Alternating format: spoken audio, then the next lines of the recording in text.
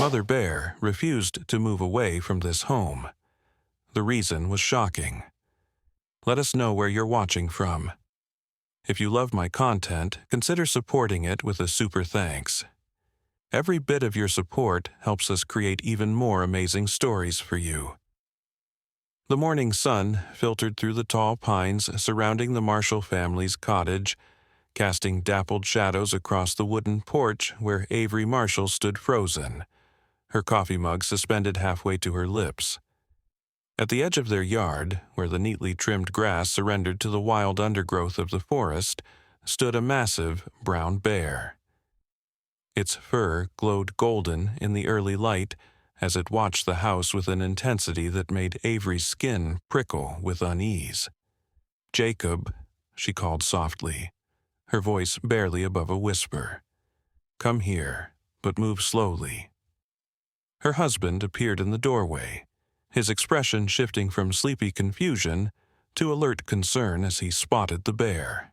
Their two children, 10-year-old Lily and 7-year-old Connor, were still asleep inside, blissfully unaware of their wild visitor. "How long has she been there?" Jacob asked, carefully stepping beside his wife.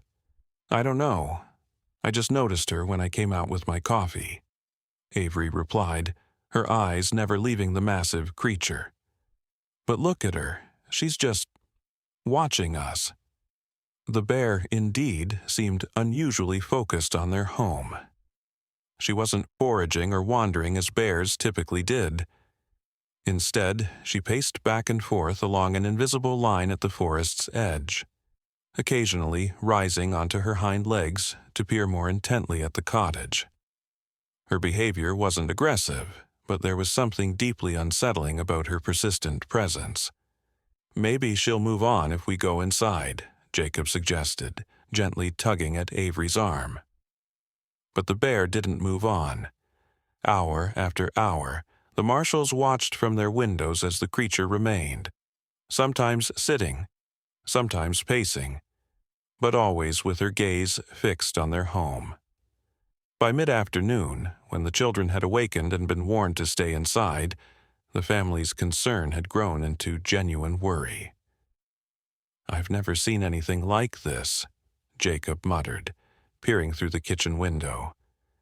"Bears don't just fixate on houses like this."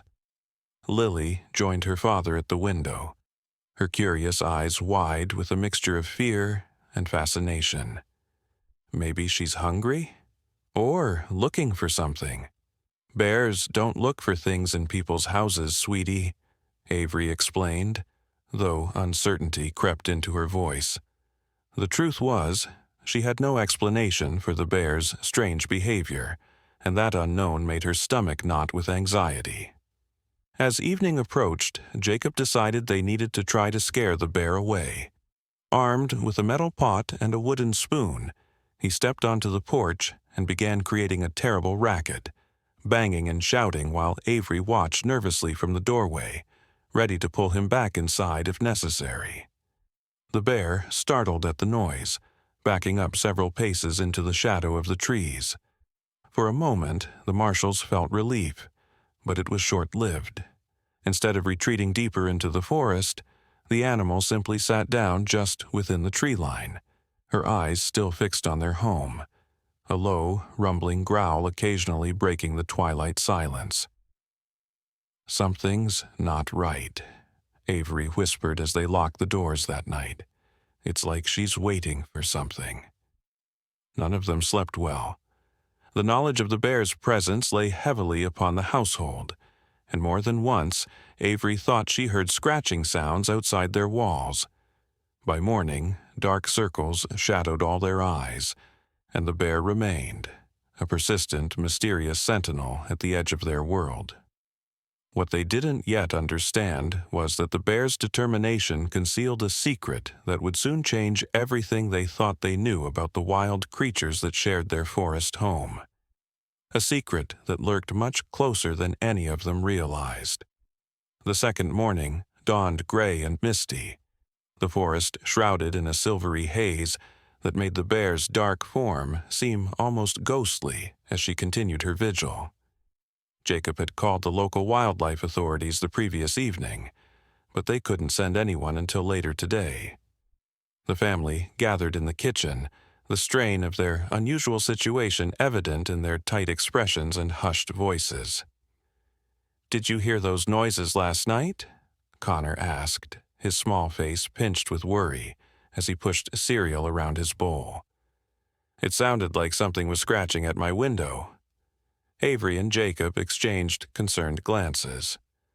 "I'm sure it was just tree branches in the wind, sweetie," Avery assured him, though she didn't believe it herself. There had been no wind last night, and the scratching sounds had been too deliberate, too searching. "I heard it too," Lily admitted, her voice small, "and I think I heard crying." "Crying?" Jacob leaned forward, suddenly alert. "What kind of crying?" Lily shrugged, uncomfortable with the intense attention. "Like a baby, maybe? Or, I don't know, something small and hurt." The words hung in the air, unsettling in their implications. Jacob pushed away from the table. Decision made. "I'm going to walk the perimeter of the house," he announced.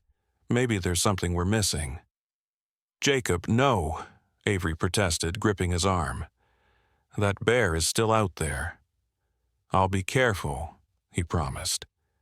"I'll take the shotgun, just to make noise if I need to. But we need to know what's going on before those wildlife officers get here."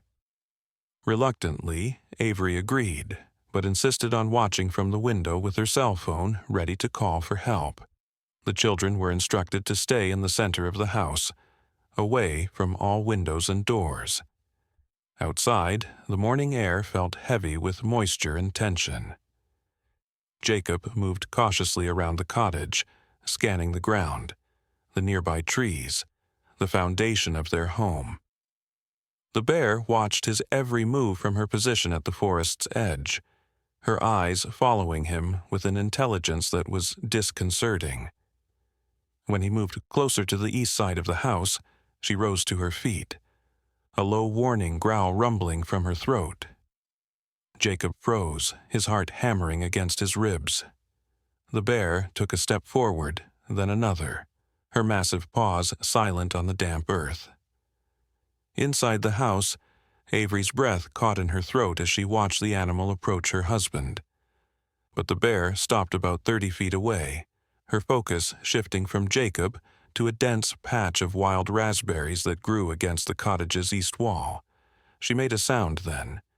Not a growl, but a softer, almost plaintive noise, and pawed at the ground in what seemed like frustration.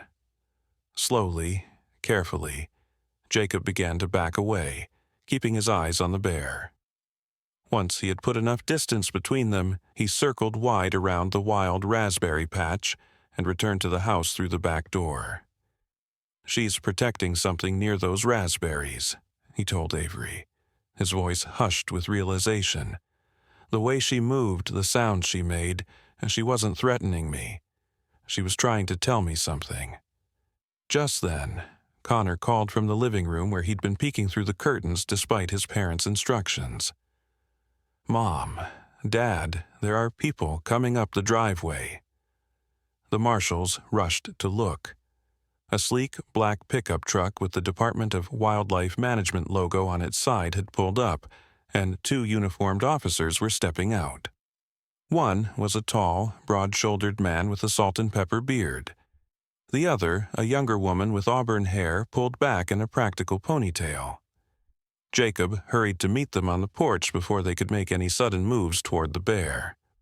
"I'm Officer Michael Hayes," the man introduced himself. "And this is Officer Savannah Reed. We got your call about a persistent bear?"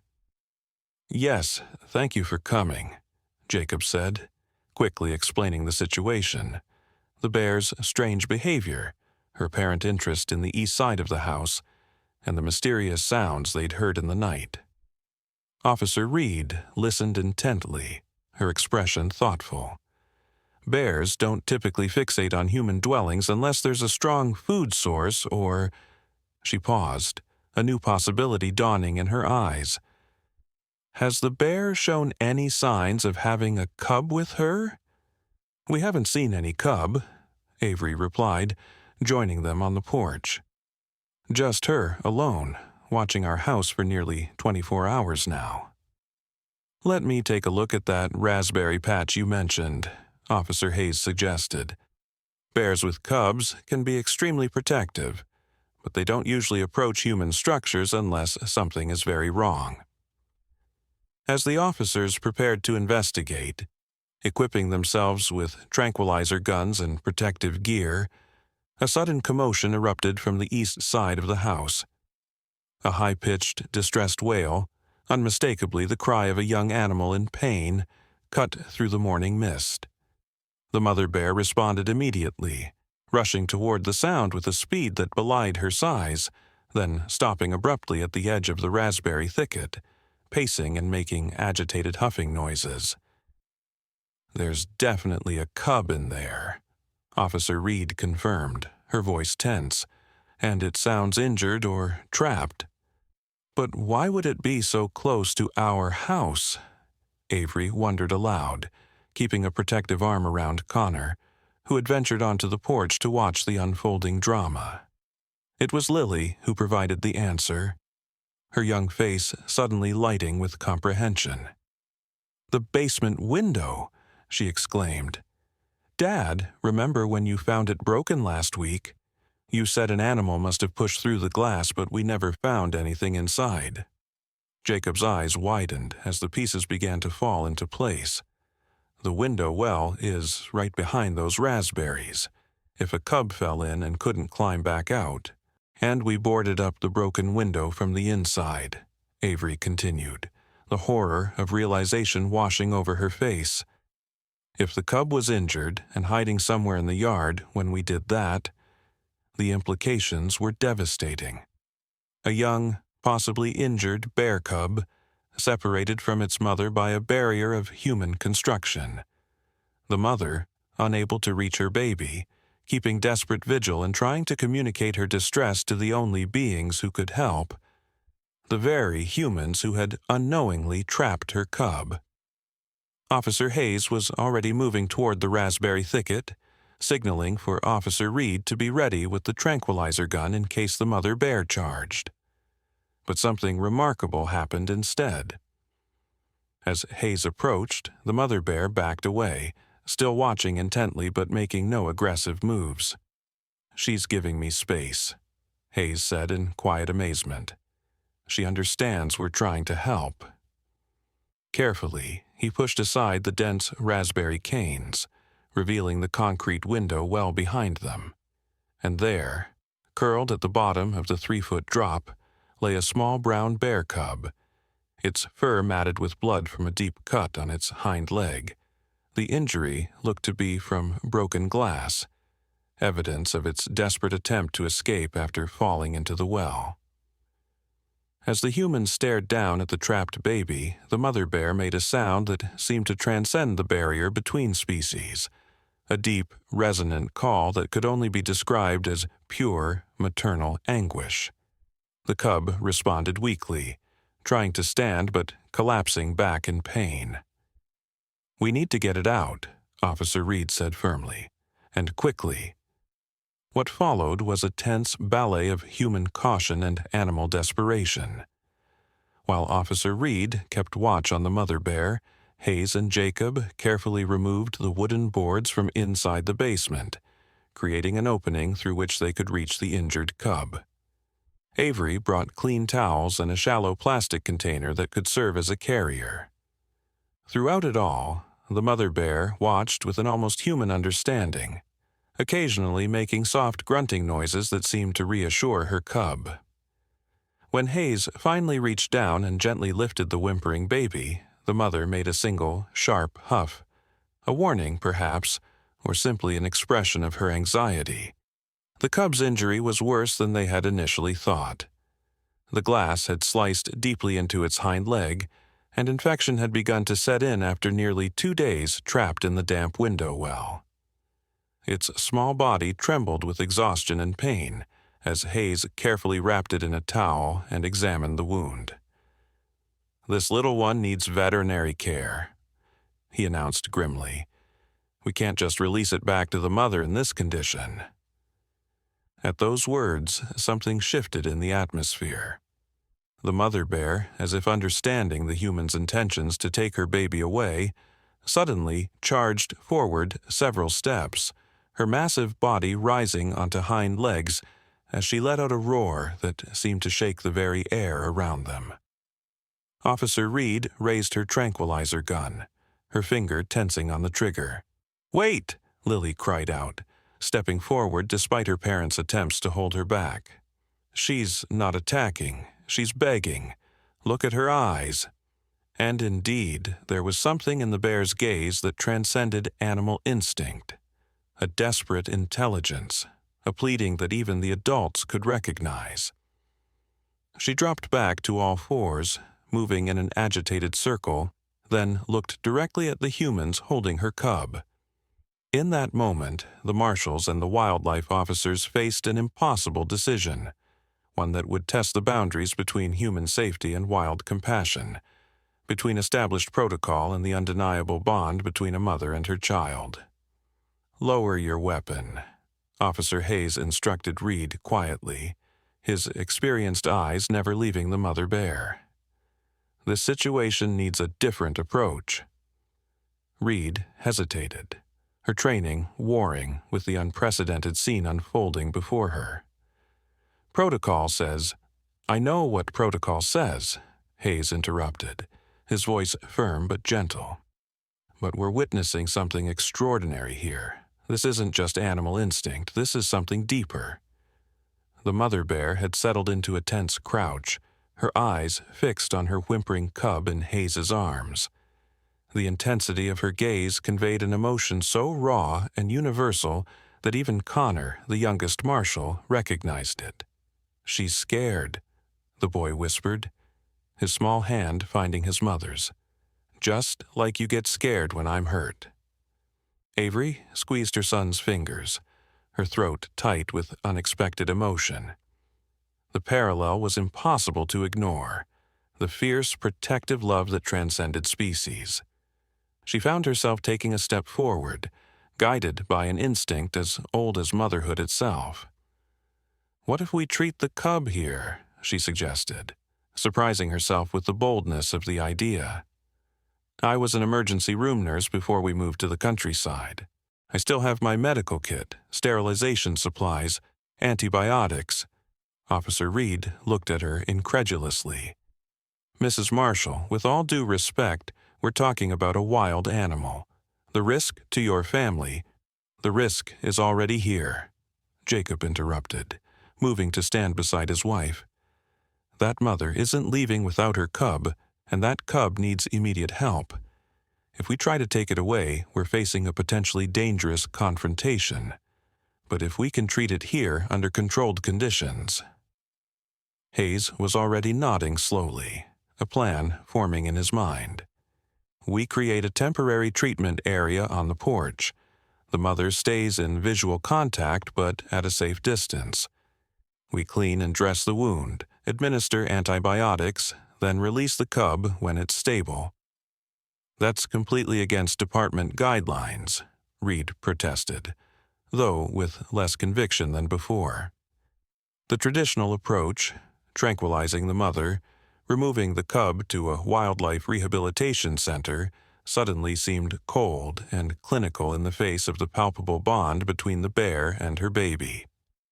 Hayes turned to her, his weathered face solemn.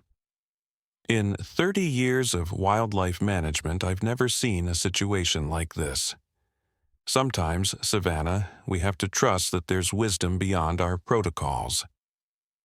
As they debated, the bear made another soft, plaintive sound, almost a whimper, that seemed to cut through their human deliberations. The cub responded weakly, its small body trembling more violently now.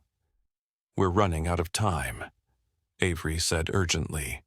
"That cub is going into shock, the infection is worsening." It was Lily who broke the impasse, her young voice clear and decisive. "Let Mom help, please. The bear trusted us enough to ask for help. We should trust her back." The simplicity of the child's logic silenced them all. Even Officer Reed lowered her tranquilizer gun completely, a reluctant acknowledgement in her eyes. "If this goes wrong," she began. "It won't," Lily said, with the absolute certainty that only children can muster. "The bear knows we're trying to help." With the decision made, they moved quickly. Jacob and Hayes constructed a makeshift treatment area on the covered porch, using sawhorses and a clean tarp to create a stable surface. Avery retrieved her extensive medical kit, a relic from her nursing days that she'd maintained out of professional habit, and began laying out supplies with practiced efficiency. Officer Reed established a safety perimeter, using stakes and bright surveyor's tape to create a visual boundary that would keep the mother bear at a reasonable distance. Throughout these preparations, the mother watched alertly, occasionally shifting position but never retreating, never taking her eyes off her cub. The most remarkable moment came when Hayes gently placed the injured cub on the tarp.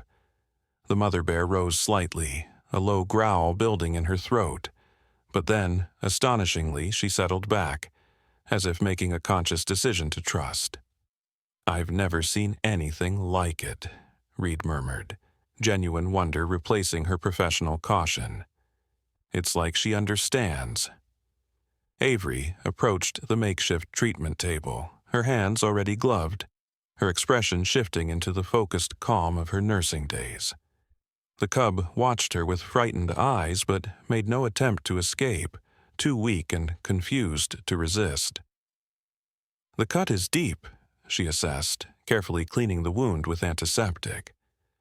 "There's definitely infection starting, but I think we caught it in time. The glass missed the major tendons, which is lucky." Working with gentle, efficient movements, she cleaned, disinfected, and assessed. Hayes assisted, his large hands surprisingly delicate as he held the cub still and passed instruments. Reed maintained vigilance, while Jacob kept the children at a safe distance, though close enough to watch the extraordinary scene. "I need to stitch this closed," Avery announced after thoroughly cleaning the wound, "and we'll need to administer antibiotics." Hayes nodded. "I have a wildlife medical kit in the truck. We carry injectable antibiotics for exactly this kind of situation." As they worked, something remarkable happened. The mother bear, seeing that her cub was receiving care rather than harm, gradually relaxed her defensive posture. She lay down at the edge of the yard, still watchful but with the aggression fading from her stance. When the cub cried out as Avery began the first careful stitch, the mother made a soft huffing sound that seemed almost comforting. "She's talking to her baby," Lily whispered in awe, "telling him it's going to be okay." Even the skeptical Officer Reed found herself moved by the scene. "I'll be filing quite the unusual report tonight," she commented quietly to Jacob. The procedure continued for nearly an hour. Avery closed the wound with neat, precise stitches, applied antibiotic ointment, and wrapped the leg in a light, protective bandage. Hayes administered the antibiotic injection and a mild pain reliever.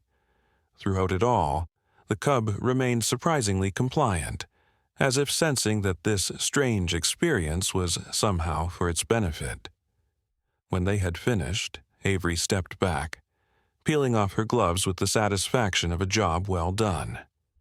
"Now comes the tricky part," she said, reuniting them. Everyone tensed as Hayes carefully lifted the drowsy cub, now clean and bandaged, and carried it to the edge of the porch. The mother bear immediately rose to her feet, an expectant tension vibrating through her massive frame. "Here goes nothing," Hayes murmured, and slowly descended the porch steps. What happened next would remain forever etched in the memories of everyone present.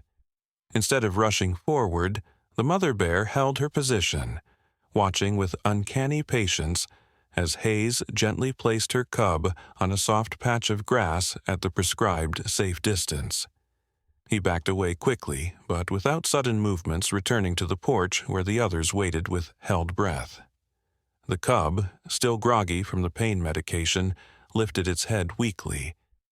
It made a soft mewling sound, and the mother responded with a gentle grunt that seemed to hold all the relief and love in the world.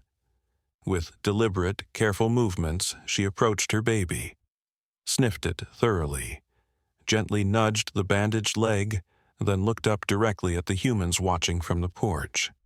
For a long, suspended moment, her gaze locked with Avery's. Woman to mother, mother to woman. Something profound and wordless passed between them. A recognition, an understanding that transcended the barriers of species and language. Then, with surprising gentleness, the mother bear picked up her cub by the scruff of its neck and began to back away toward the forest, her movements slow and careful to avoid jostling the injured leg. "They're leaving," Connor whispered, his eyes wide. But at the edge of the forest, something unexpected happened. The mother bear paused and placed her cub gently on the ground. Then, in a gesture that left even the experienced Officer Hayes speechless, she turned and made a single, deliberate nod of her massive head toward the humans before picking up her cub again and disappearing into the trees. Silence fell over the yard as they processed what they had witnessed. It was broken, finally, by Officer Reed's shaky exhale. "In 15 years of wildlife management," she said quietly, "I've never... That was a thank you." Lily finished simply. She said thank you. As the afternoon lengthened into evening, the wildlife officers prepared to leave, their reports already taking shape. Reports that would need careful wording to explain the unorthodox approach they had taken. Protocol had been broken, certainly, but something more important had been preserved. "We'll come back tomorrow to check if they've returned," Hayes told the marshals as he packed his equipment. "That cub will need the bandage changed and possibly another round of antibiotics. Though I suspect they've moved deeper into the forest for now." "What if the mother brings him back for more treatment?" Connor asked, his young mind working through the possibilities with unfiltered imagination. Like a bear doctor appointment? The adults exchanged smiles at the fanciful idea, but Hayes didn't dismiss it entirely. "Stranger things have happened, young man. Animals are far more intelligent and aware than we often give them credit for." As the officer's truck disappeared down the long driveway, the Marshall family settled on their porch, watching the forest edge where the bears had vanished. The day's events had shifted something in their understanding of the wild world around them, and perhaps of themselves as well. "Do you think we'll ever see them again?" Lily asked, her voice tinged with hope. "I don't know, sweetheart," Jacob answered honestly, his arm around his daughter's shoulders.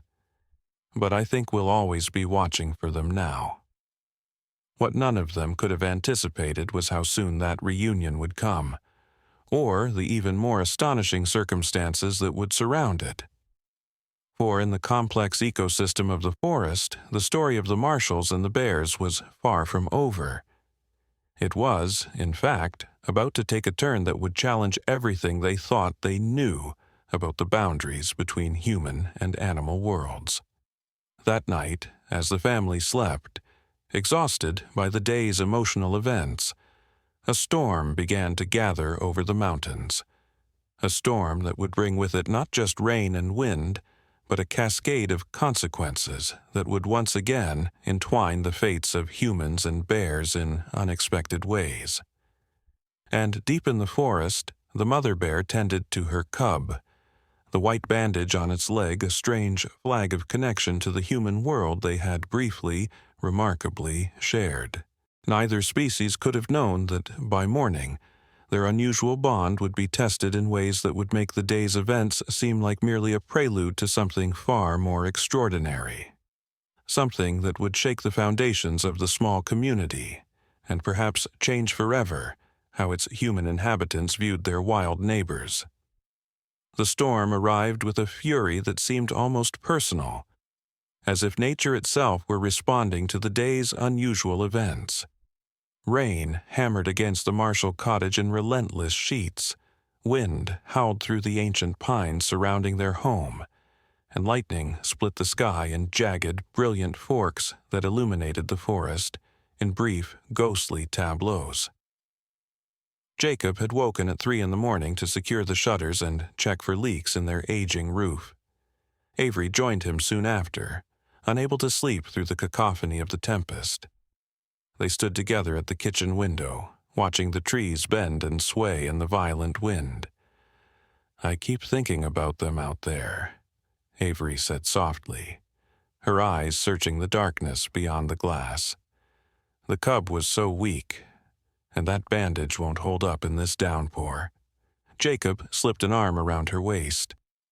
"Bears have survived storms for thousands of years, long before humans were around to worry about them." "I know," she sighed, "but this feels different somehow. After yesterday I mean, I can't help feeling responsible." A particularly violent gust of wind slammed against the house, bringing with it a sound that made them both freeze, a sound that didn't belong to the storm. A heavy, deliberate scratching at their front door. "Did you hear that?" Avery whispered, tension coiling through her body. Jacob nodded, reaching for the heavy flashlight they kept for emergencies. "Stay here. Wake the kids and get them to the back bedroom, just in case." "In case of what?" Avery demanded, though she already knew the answer that neither of them wanted to voice. There was only one creature likely to be seeking entrance to their home on a night like this. The scratching came again, more insistent this time, accompanied by a low, rumbling sound that vibrated through the wooden door. Jacob moved cautiously toward the entrance, flashlight raised both as a potential weapon and a source of light. Avery, ignoring his instruction to stay back, followed a few paces behind. With a deep breath, Jacob flicked on the porch light and peered through the peephole. What he saw made him stumble backward, colliding with Avery. "It's her," he confirmed, his voice barely audible above the storm. "The mother bear, she's on our porch." "Is the cub with her?" Avery asked, her nurse's instincts immediately surfacing. Jacob looked again. "Yes, and something's wrong. He's lying very still." Without hesitation, Avery moved toward the door, but Jacob caught her arm. "Are you crazy? We can't open the door to a wild bear in the middle of a storm." "That cub needs help," Avery insisted, her eyes flashing with determination. "She brought him back to us, Jacob. She's asking for help again." "Or seeking shelter from the storm," he countered. "Or food. We don't know what's going through her mind." Another scratch at the door, followed by a sound so mournful and desperate that it cut through their debate like a physical force. The mother bear was vocalizing in a way that transcended species, a cry for help that would have been recognizable in any language. "Call Hayes," Avery decided, reaching for her phone. "But I'm not leaving them out there." The wildlife officer answered on the third ring, his voice groggy with sleep. As Avery rapidly explained the situation, disbelief gave way to professional concern. "Don't open that door," Hayes instructed firmly. "I'll be there in 20 minutes, 30 with these roads."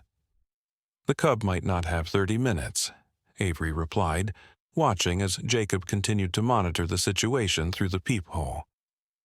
"Something's very wrong. The mother wouldn't risk coming this close to our house again unless she was desperate." There was a long pause on the line before Hayes sighed heavily. "Put me on speaker," he requested. Avery complied, and Hayes's voice filled the kitchen. "Marshall, what exactly are you seeing?" "The mother is standing upright at our door," Jacob reported, his eye still pressed to the peephole. "The cub is on the porch floor beside her. It looks limp, not moving much." "Any signs of new injuries?" Blood? Hard to tell with all the rain, but the bandage we applied is still there, though soaked through. Another pitiful cry from the mother bear punctuated his words. Mrs. Marshall, Hayes said after a moment, his voice grim with the weight of an impossible decision. You said you were an ER nurse. If, and I want to emphasize this is against every protocol in the book, if you were to treat this cub, what would you need? Hope flared in Avery's chest. My kit is still set up from earlier. If the cub is suffering from infection or shock, I'd need the antibiotics you left, warm blankets, possibly fluids. And how would you propose handling the mother? Hayes pressed. It was Jacob who answered. Our mudroom opens directly onto the porch. It has a separate entrance and a heavy door between it and the main house. If we could somehow get the cub inside there, we could treat it while the mother watches through the glass. The silence on the line stretched for what seemed an eternity before Hayes spoke again. I'm going to regret this, but here's what we're going to do. You have a hunting rifle, correct, Marshall? Yes. Get it. Don't point it at the bear, but have it ready. Mrs. Marshall, prepare your treatment area in this mudroom. I'll stay on the line while you open the door, just enough to assess the situation. If, and only if, the mother bear backs away and seems to understand your intentions, you can attempt to bring the cub inside. At the first sign of aggression, you close that door and wait for me to arrive. Understood? The Marshalls exchanged a look that contained equal parts determination and fear. Ah, understood, they answered in unison. What followed was a sequence of events so surreal that, in later years, the Marshalls would sometimes wonder if they had dreamed it all. Jacob retrieved his rifle and positioned himself strategically. Avery quickly prepared the mudroom, laying down clean towels on the bench where they normally sat to remove muddy boots. They woke Lily and Connor just long enough to instruct them to stay in the back bedroom with the door locked. A directive that was met with sleepy confusion but no argument. With Hayes still on the line, his voice a constant, steadying presence, Jacob slowly, carefully opened the front door. Just a crack at first, then wider as the full reality of the situation became clear. The mother bear stood just beyond the porch overhang, rain streaming down her massive form, her eyes reflecting the porch light with an almost supernatural glow. At her feet lay the cub, shivering violently, its small body curled into a tight ball of misery. The bandage on its leg was indeed soaked through, now tinged with the pink of fresh blood. Something's torn the stitches, Avery assessed immediately, her professional detachment kicking in despite the extraordinary circumstances. And he's hypothermic from the rain and wind. The mother bear made no aggressive move as the door opened wider. If anything, she seemed to sag with relief at the sight of the humans, as if a great burden had been passed from her shoulders to theirs. She took a single step backward, creating space, her eyes never leaving her cub.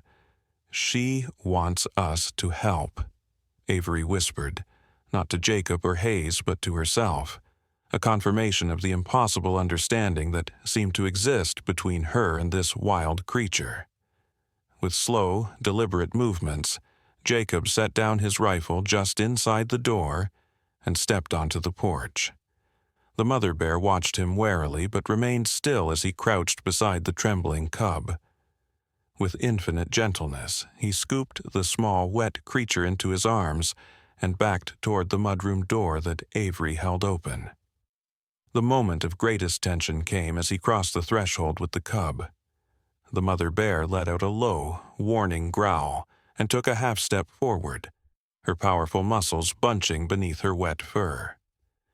Everyone froze, Jacob in the doorway, the cub in his arms, Avery holding the door, the mother bear poised between trust and instinctive protection. "Talk to her," Hayes' voice instructed through the phone Avery had set on a shelf. Calmly, softly. Let her know what you're doing. It was Avery who found her voice first. "We're helping him," she said to the bear, feeling absurd yet compelled to try.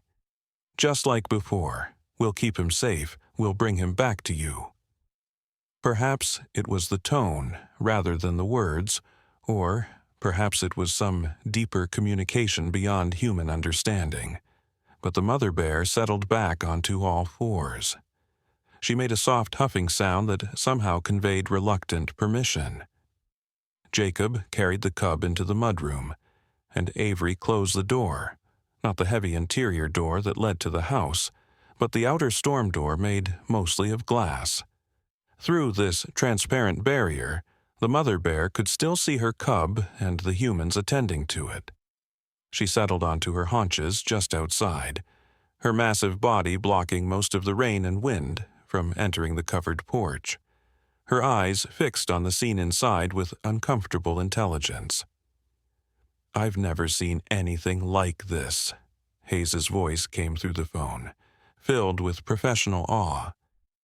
"In 30 years of wildlife management, this isn't natural bear behavior."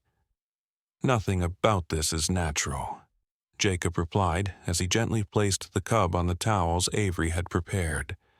"But it's happening anyway." The next hour unfolded in a blur of focused activity. Avery cleaned and restitched the leg wound, which had indeed torn open in several places. The cub was severely hypothermic, its small body temperature dangerously low from exposure to the elements. They warmed it gradually with heated blankets, administered more antibiotics, and even managed to get some diluted honey water into it when it began to show signs of responsiveness. Throughout the procedure, the mother bear maintained her vigil outside the glass door, occasionally fogging the pain with her breath, her eyes tracking every movement of Avery's hands as they worked to save her baby. There was something almost collaborative about the arrangement, as if they were all participants in the same desperate endeavor, separated by glass and species but united in purpose. By the time Officer Hayes arrived, drenched and wide-eyed at the scene that greeted him, the crisis had largely passed. The cub was resting more comfortably, its breathing regular, its body temperature approaching normal. The reapplied bandage was clean and dry, the wound properly closed. "I still can't believe what I'm seeing," Hayes murmured as he stepped carefully into the mudroom, nodding a cautious acknowledgement to the massive bear on the other side of the glass. "This goes against everything we know about bear behavior. They don't seek human help. They certainly don't trust humans with their cubs." "Maybe we don't know as much as we think we do," Avery suggested softly, stroking the cub's head with a gentle finger. It had fallen into an exhausted sleep, its small chest rising and falling in a steady rhythm. "Maybe," Hayes conceded, still staring at the mother bear with professional fascination. "Or maybe this is something unique." As dawn approached and the storm finally began to abate, they faced the question of what to do next. The cub was stable but weak, in no condition to return to the wild immediately. The mother bear showed no signs of leaving without her baby, maintaining her sentinel position on the porch despite her own obvious exhaustion. "We should transport them both to the Wildlife Rehabilitation Center," Hayes suggested, though without much conviction. "It's the proper procedure." "And separate them?" Lily asked from the doorway, where she and Connor now stood, watching the unfolding drama despite their parents' instructions to stay in the bedroom. After everything they've been through, Hayes had no answer for that. The protocols he'd followed his entire career suddenly seemed inadequate in the face of the extraordinary bond they were witnessing. Not just between mother and cub, but between these wild creatures and the human family they had sought out in their hour of need. It was Connor who offered the simplest solution. "Why can't they just stay until the baby bear is better?" he asked, with a child's direct logic. We could make them a place in the shed. It's warm and dry, and it has that big door Mom could open to check on them." The adults exchanged glances, the idea simultaneously absurd and oddly compelling. The wooden shed at the edge of their yard was sturdy and weather-tight, used mainly for storing garden equipment and seasonal decorations. It was far enough from the house for safety, but close enough for monitoring. "It would be completely unprecedented," Hayes said slowly, but his tone had shifted from dismissal to consideration. "This whole situation is unprecedented," Jacob pointed out, "and it solves the immediate problem. The cub needs ongoing care but shouldn't be separated from the mother. The mother clearly trusts us enough to allow treatment, and this way they stay out of the official system." The unspoken concern hung in the air between them. Once officially in the wildlife management system, the bears would likely face a very different fate. Possibly permanent separation if the cub was deemed too habituated to humans, or if the mother was considered a risk due to her unusual comfort with human proximity. Hayes rubbed his weathered face, the conflict between his professional obligations and his instincts as a wildlife lover clearly visible. "If I agree to this, and I'm not saying I do, it would have to be temporary, just until the cub is strong enough to return to the wild. And we'd need strict protocols. No one else can know about this arrangement, no visitors, limited contact with the bears." "Of course," Avery agreed quickly, hope kindling in her chest. "Just until he's—" By mid-morning, they had transformed the garden shed into a makeshift bear recovery ward. Connor and Lily helped clear out the non-essentials, while Jacob laid down fresh straw and old blankets to create a warm, dry nest. Avery prepared additional medical supplies and a small stock of appropriate food, mostly berries, nuts, and honey, which Hayes confirmed would be suitable for both bears. The most delicate part was transporting the sleeping cub from the mudroom to the shed. Hayes suggested a lightweight animal carrier, but it was Avery who proposed a more direct approach.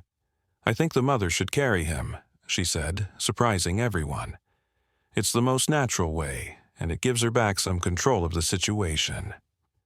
Hayes looked skeptical, but he had witnessed enough impossibilities in the past 24 hours to be open to one more. With careful planning and painfully slow movements, they opened the mudroom door. The mother bear immediately rose to her full height, alert but not aggressive. "Your baby is better now," Avery said softly, feeling strangely certain that on some level the bear understood her tone, if not her words. "We've made a safe place for you both to rest." She stepped aside, giving the mother clear access to her cub. With a gentleness that belied her enormous size, the bear entered the mudroom and carefully nuzzled her sleeping baby. She inspected the new bandage, sniffed at the medications lingering on its fur, then with exquisite care, picked up the cub by the scruff of its neck. "Show her the way," Hayes murmured to Jacob, who nodded and began walking slowly toward the prepared shed. The mother bear followed at a measured distance, her precious cargo held securely in her jaws. When they reached the shed, Jacob swung open the wide door to reveal the comfortable space they had created. The mother bear paused at the threshold, her nostrils flaring as she assessed this new environment. After a moment's consideration, she entered, placed her cub gently on the soft bedding, and turned to face the humans, her expression somehow both wary and grateful. "Leave the door open," Avery suggested. "Let her know she's not trapped." They backed away, giving the bears space, watching as the mother settled protectively beside her sleeping cub.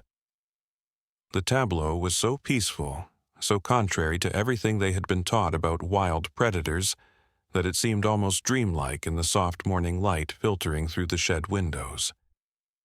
As they walked back to the house, Hayes shook his head in lingering disbelief. "I'll check in daily," he told the marshals, "and I expect updates twice a day on the cub's condition." At the first sign of aggressive behavior, we revert to standard protocol. Understood? Understood, Jacob affirmed, his arm around Avery's shoulders. But I don't think that will be necessary. There's something special about these bears, Lily declared with childish certainty. They're different. They're still wild animals, Hayes cautioned, but his tone lacked conviction. Remember that? But as they glanced back at the shed, where the mother bear had now curled protectively around her cub, they all silently acknowledged the truth in Lily's words. Something extraordinary was happening on the edge of these woods. Something that defied explanation and challenged the boundaries they had always assumed existed between the human and animal worlds.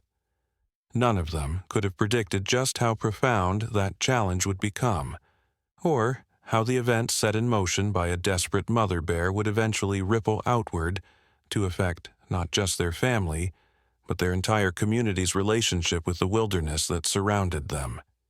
For the simple act of compassion was about to unveil secrets about the forest and its inhabitants that had remained hidden for generations. Secrets that would both enchant and endanger them all. As Hayes drove away, promising to return the following day with additional supplies, the Marshall family stood together on their porch, watching the shed where their unlikely guests rested. The storm had cleared, leaving behind a washed and glistening world, the forest surrounding their home, vibrant with renewed color and life. Somewhere in those ancient trees lay answers to questions they hadn't yet thought to ask. About the bears, about the land they all shared, and about connections that transcended the boundaries of species. "Do you think we did the right thing?" Jacob asked softly, voicing the doubt that lingered despite their collective decision. "I don't know," Avery admitted, "but it felt right. It still does." Little did they know that their instinctive choice to extend trust and compassion across the divide between human and wild would soon be tested in ways they could never have imagined. For deep in the forest, forces were stirring that would make their extraordinary encounter with the bears seem like merely the first page of a much larger, more complex story. A story that had been unfolding in these woods long before the Marshalls built their home on its edge, and one that would continue long after, forever changed by the simple act of a mother bearing her child to strangers in a storm, trusting them with its precious life. The days that followed established a routine unlike anything the Marshall family could have imagined when they first moved to the edge of the forest. Each morning, Avery would bring fresh food and medical supplies to the shed, where the mother bear would greet her with what could only be described as dignified recognition. The cub grew stronger daily, its wound healing cleanly, its playful energy returning as the pain subsided. Officer Hayes visited regularly, bringing additional supplies and documenting the cub's recovery with professional thoroughness. But his official reports were carefully worded, mentioning only that he was monitoring a situation involving an injured cub and its mother. What was happening at the Marshall property defied standard classification. Too extraordinary to be reduced to bureaucratic language, too important to be dismissed as mere anomaly. "I've been researching similar cases," Hayes told Avery and Jacob one afternoon as they watched the bears from a respectful distance. The cub was attempting to climb a small log they had placed in the shed, its bandaged leg still favoring slightly, but showing remarkable improvement. There are scattered accounts throughout history of unusual interactions between bears and humans. Native American stories, frontier journals, even some contemporary reports from remote areas. "What kind of interactions?" Jacob asked, his interest piqued by the possibility that their experience wasn't entirely unprecedented. Hayes hesitated, choosing his words carefully. Encounters that suggest a level of communication, for lack of a better term. Bears seeking human help, or forming non-aggressive relationships with specific individuals. Most of these accounts were dismissed as folklore or exaggeration, but after what I've witnessed here, he gestured toward the shed where the mother bear was gently guiding her cub back from its climbing attempt. I'm not so quick to dismiss them anymore. Do you think there's something special about these specific bears? Avery wondered. Or is it possible that all bears, maybe all wild animals, have capacities we've simply failed to recognize? It was a profound question, one that lingered in the air between them without easy answer. But events that unfolded over the following week would offer tantalizing clues. One bright morning, about 10 days after the bears had taken up residence in the shed, Lily made an unexpected discovery while collecting eggs from the family's small chicken coop. Nestled beside the hen house was a small arrangement of forest items. 3 perfectly ripe wild blackberries placed atop a distinctive heart-shaped stone, with a cluster of white wildflowers arranged beside them. "It looks like a gift," she told her parents, bringing the curious collection to show them. "Like someone left us a little forest treasure." Jacob initially dismissed it as coincidence. Perhaps items moved by animals or wind and randomly grouped together. But when similar arrangements appeared for 3 consecutive mornings, always with different forest offerings, even he had to acknowledge the deliberate nature of the displays. It has to be other people, he reasoned. Maybe hikers or local kids playing some kind of game. But Officer Hayes, when consulted, pointed out the flaw in this theory. "Your property borders protected forest land," he reminded them. "There are no hiking trails for miles, and the nearest neighbors are too far for children to wander here regularly." The mystery deepened further when Connor, watching from his bedroom window at dawn, claimed to have seen the mother bear herself place a collection of colorful autumn leaves near the garden gate before returning to the shed and her cub. "That's impossible," Jacob insisted when his son reported this sighting. "Bears don't make offerings or gifts. They don't have that kind of symbolic thinking." "Don't they?" Avery challenged gently. "We've already seen this mother bear do countless things that bears don't do. Maybe we should stop being so certain about what's impossible." As the cub's recovery progressed, other unusual patterns emerged. The chickens, which should have been terrified by the presence of predators so near their coop, showed no signs of distress. The local wildlife, deer, rabbits, even the notoriously skittish foxes, continued to visit the edges of the yard as if the bears posed no threat. Most remarkably, other bears began to appear at the forest's edge. Not approaching the house, but clearly aware of and seemingly unbothered by the arrangement at the shed. "It's like they know," Lily observed one evening, as they watched a large male bear pause at the tree line, look directly toward the shed, and then continue on its way without aggression or alarm. "Like they understand what's happening here." The watershed moment came precisely 2 weeks after the storm that had brought the injured cub back to their doorstep. The cub was now fully mobile, the bandage reduced to a small protective covering, the wound nearly healed. It played energetically in the open doorway of the shed while its mother watched with the universal patience of parenthood. The Marshall family was gathered on their porch, enjoying the unusually warm autumn afternoon, when Officer Hayes arrived for his daily check-in. He brought unexpected news. "There's been a development," he told them, his expression a mixture of professional concern and personal fascination. "The Forest Service has received reports of unusual bear behavior throughout the region. Bears appearing near homes but showing no aggression. Bears seemingly leading lost hikers back to trails. Even a report of a bear chasing away a mountain lion that was stalking a child near the north campground." "You think it's connected to what's happening here?" Jacob asked. Hayes shrugged. unwilling to commit to such an extraordinary conclusion, but equally unwilling to dismiss it. I don't know, but the timing is suggestive. As they discussed these developments, a movement at the shed caught their attention. The mother bear had emerged fully into the yard, her cub following close behind. For a moment, tension rippled through the humans. This was the first time both bears had ventured so far from their temporary shelter together. But there was no aggression in the mother's movements, no hint of threat. With deliberate steps, she guided her cub across the yard toward the porch where the family sat. Officer Hayes instinctively placed his hand near his tranquilizer gun but did not draw it. 20 feet from the porch, the mother stopped.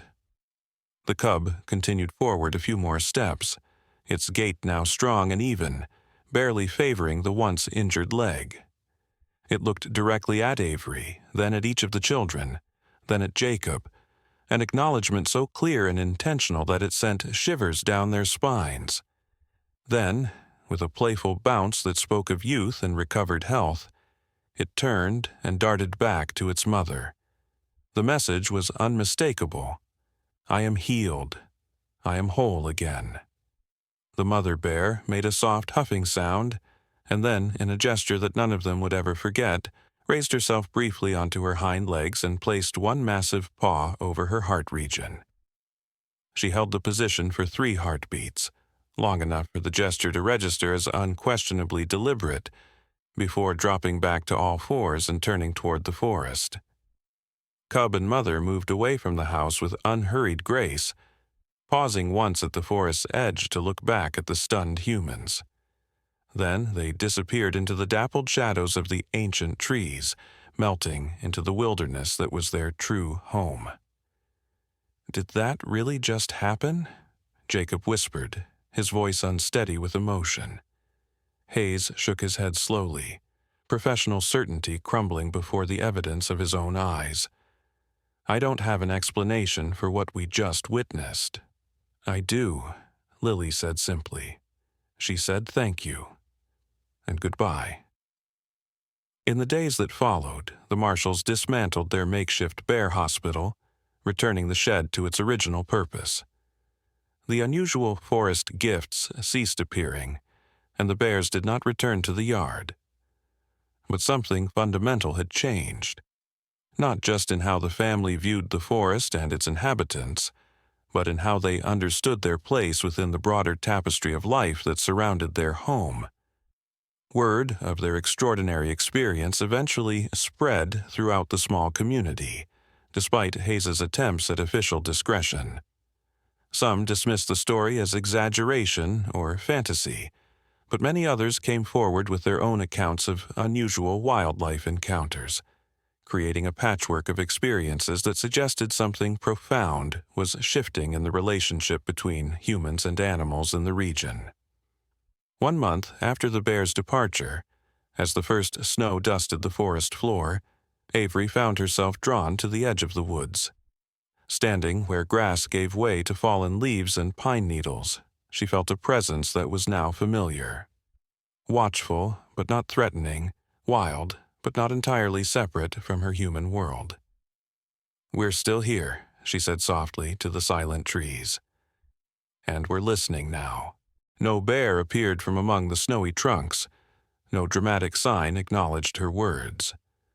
But as she turned to walk back to the warmth of her home, where Jacob and the children waited, Avery noticed something that brought a smile to her face.